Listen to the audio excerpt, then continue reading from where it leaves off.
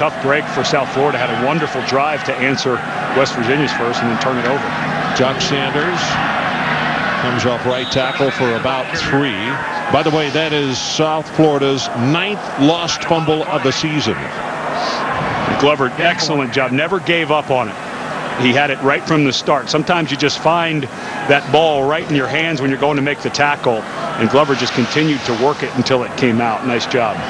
You know, interesting, the last 2 years that West Virginia has played South Florida, they have been scoreless. The Mountaineers have in the first quarter. Now, this run right here is not going to go very far, and it's McKenzie who is there to mess up the works, and it's going to be 3rd down and long. Pat White. 3rd and 5. Ball to 10. Exactly 100 career total yards and 100 total touchdowns responsible for. That's going to change probably on this play, but that's a pretty neat stat line to have. Yeah, it is.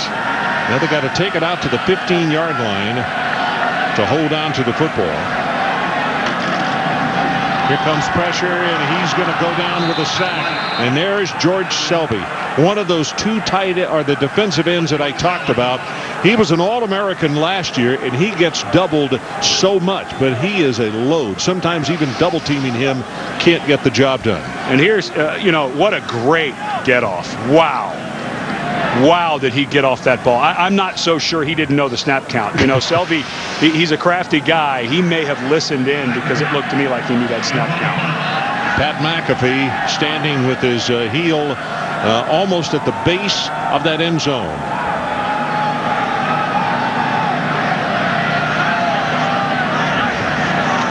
Edwards, the deep man, and the ball is gotten away. I thought it was blocked. In fact, the defender must have run past it as Edwards loses the ball and now is going to be tackled at the 32-yard line. How in the world did he miss the football? Well, they said that the referee signaled that it was tipped because if anything, it would have been a running into the kicker, a roughing the kicker, so first down. But they say the ball was tipped. What a great punt, though, even though it was tipped. 57. He overran it. 57 yards on the boot.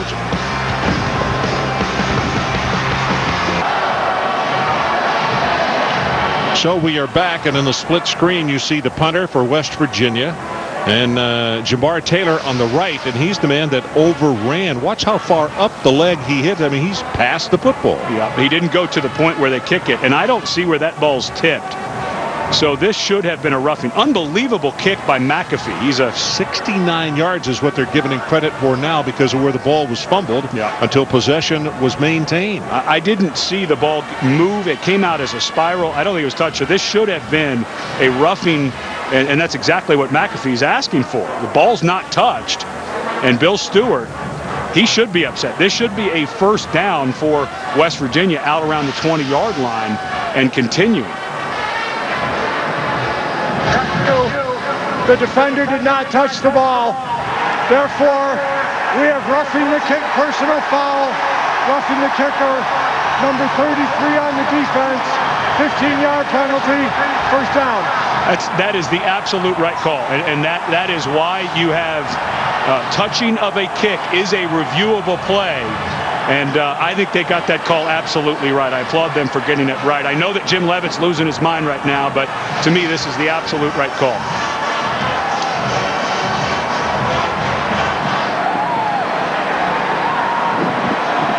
Jim better be careful there. He's you don't want to be a little too demonstrative. And, of course, with the personal foul goes the automatic first down. Coach, by rule. Oh, boy. Good. Turn that microphone off. Let's don't get anybody in hotter water than maybe they might be in right now. But that is the right call. That's the referee, Dennis Hennigan, who's explained to him, Coach, the rule says we can review whether the kick was touched or not. If it's not, we have to call it. And he's absolutely right. I think this is the right decision. And you're right, too. Coach Leavitt's got to watch it. They've already got 15. Yeah. They just had the fumble where they were going in to score. West Virginia now gets the ball back. He doesn't want to give them another 15. Again, it's Jock Sanders lining up in the backfield along with Pat White. West Virginia leads at 7-0. You can see we have 80 seconds left to play in the opening quarter. And White They were well schooled on this one. The ball is thrown complete. Jala, and Jala will take it for a first down all the way to the 38, and now, well, that's a snowball. Never mind. I thought it was a flag coming out. Nate Allen is there defensively. 18 yards. And this is something that you just haven't seen really in the long career of Pat White. The ability to throw that ball, somebody in his face, back across his body. And it's been a lot of hard work. Give a lot of credit to Jeff Mullen, the new offensive coordinator, for developing this part of Pat White's game.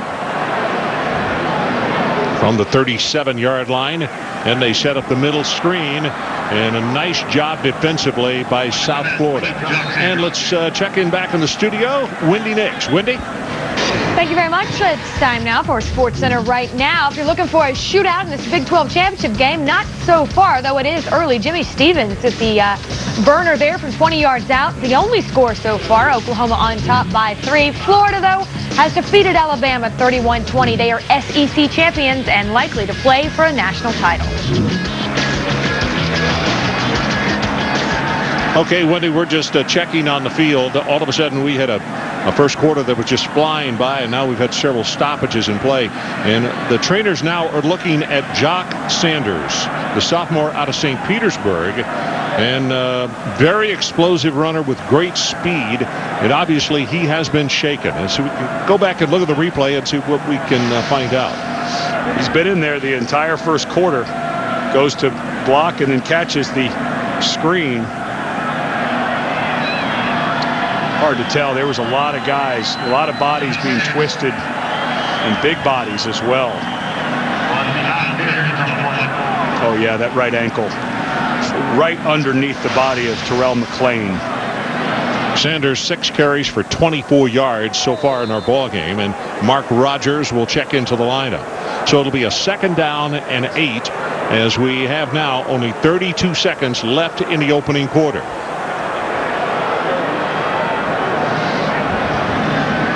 See blitz coming off the corner, and White gets it out in the flat, and I mean the pass is just dropped by Kovacs. The joint host Reese Davis, Kirk Herbstreit, Lou Holtz, Lee Corso, and Mark May as they review all 34 bowl games, the matchups, the winners, and the losers. The bowl selection special on ESPN tomorrow night, 8 o'clock Eastern Time. I'm really surprised we have not seen Noel Devine in the game. He's rushed for over 1,000 yards this year. Unless there's some kind of suspension we didn't know about. We had lunch with him yesterday. No mention of any injury whatsoever. So not quite sure why he's not playing. Pat White over the middle, and he threw that one just a little too hot and a little high. Jala was the intended receiver, and that'll stop the clock with 9 ticks showing until the beginning of the second quarter. And Jim Leavitt has to be very happy with what his defense has done. They had a turnover. They got what was supposed to be a 3-and-out, but of course then they got the roughing the kicker, and now they get their second 3-and-out in a row. Effective. Marcus Edwards is the deep man, number 11. And remember, on the last one, he had a little bit of a problem fielding the punt. And in this kind of weather, understandably so.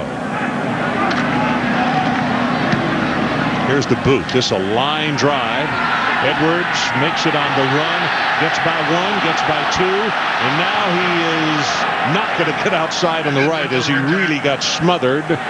It's going to be 41 on the punt and 4 on the return. So let's take a timeout. That is the end of the first quarter with our score: West Virginia 7 and South Florida nothing.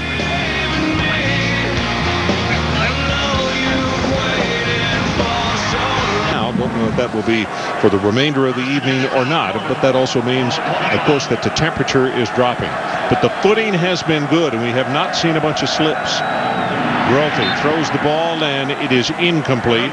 And let's check in again with Jack Arute. Jack? Ron, you're right about the footing so far, but for guys like Jock Sanders, it was the cold turf that created this potential ankle sprain. They have taped it, added some support. He is trying to run through it right now. When they went through all the precautionary, pulling and tugging, he didn't show much pain, so he should be out. Let me give you the update on Noel Devine as well. Nothing wrong with him as far as we can tell. He's just been huddled over here by a heater, waiting. Okay, well, he is a big producer for them, but tonight in the ball game has not played a down. Nice job by Grothy getting the pass away to Busby. And Ben Busby, a junior out of Mobile, number 82, a tight end at 6'3", 242, did ad-libs galore and came up with a big one. Well, that's exactly what Matt Grothy does, very much like Pat White in his ability to get away from people and make plays. Nice job of squaring his shoulders. Oh, that is a nice play by the tight end Busby. A lot of athleticism right there. Still sliding. Yeah. Safe. Well, a little mix-up in the backfield. You can see Grothy spin around, and either the quarterback, and I doubt it's the quarterback, I have a feeling the running back ran the wrong direction, and we did not have a play action on the play. It's a loss of 1. Well, Grothy comes out and goes to his right and just never got to the running back. The play is obviously going to the left, and Grothy just has to finish and turn all the way around. And sometimes, because South Florida plays so many different running backs, sometimes it's hard on your quarterback because guys run plays a little bit differently. You're right. Also different, you talk about different sizes. Ben Williams only 5'7". Handoff's got to be a lot lower to him, obviously. Grothy, play action, under heavy pressure, and throws it complete at the 40-yard line to Bogan. That'll be a gain of 4. It helped him out considerably because it's now 3rd down, and heavy pressure by Sidney Glover. And a great job by Grothy of buying some extra time because his receiver, Bogan, hadn't quite cleared yet. So that was a nice job by Grothy to buy that time and make this a manageable 3rd down. I'll tell you, Glover is the one who forced it. And now they got a situation, 3rd down. They need to take it to the 49-yard line. That's the line to make for the 1st down. Grothy, great protection this time. Over the middle, has a man and hits him at the 39. Good for 20 yards, and it's Jesse Hester, one of the 2 guys that they talked about at receiver that they have to get the football to because big results happen when they get it to Hester. And Hester's been a young man that's really burst onto the scene this year. He was very steady last year, but they didn't expect him to have the type of year that he's having. I'm sorry. No, go ahead. It's his 21st consecutive game that he has had a catch. It's a new school record, by the way. Very consistent. Had a good teacher in his dad, Jesse Hester Sr., played 11 years in the NFL. This one will keep on the ground. Maybe good for a half yard is Jamar Taylor, tackled by Chris Neild. And Neild is the guy who has really come on in this 3-3 defense. He plays the all-important. If you're going to play what's called an odd front, that's when you put a nose guard right over the center. Even is when you have 2 tackles over the guards. Odd is when you put a guy right over the center. If that guy over the center, a 3-man front, cannot control the center and the backside guard, your linebackers are done because they can get through and block, and this guy does a nice job. Neild had a really solid ball game against Oklahoma in the bowl game last year out in Tempe. Grothy all the time in the world and throws to a wide open Bogan, and Bogan will set it up 1st and goal inside the 10-yard line. It's a gain of 30. And this route takes a long time to develop. Bogan lined up, and it's just a chase route. He's chasing behind Carlton Mitchell, and then just as soon as Mitchell clears off, Bogan does a good job of slowing down, and it pushed the zone so that he had a place to settle down. The good protection allowed that to happen. Well, they go with the running play to Williams, and Ben Williams gets hit and spun around to gain about 1.5 yards. It is goal to go. It'll be 2nd down. LeJour, Pat LeJour, sophomore out of Bethesda, Maryland, making the tackle, number 31. And LeJour in there because it looked like Anthony Leonard, the usual starter at middle linebacker, was not going to be able to go. They already lost Reed Williams to 2 shoulder injuries earlier in the season, so they're moving through some guys at linebacker right now. Williams and Ford this time are the setbacks. Takes it to Ford, throws to the end zone, and a little too far. Marcus Edwards, the intended receiver. And that was one of those deals where the defender and the receiver's feet got caught up, and that's what stopped Edwards from being able to run. It was a pretty good throw by Grothy. He kept the ball in bounds, but Hogan, a young man who was playing wide receiver at the beginning of the camps, turned around. Nice job. You see Edwards with those short sleeves on? Now, I'll tell you, many of the West Virginia kids have got long sleeve shirts underneath their jerseys.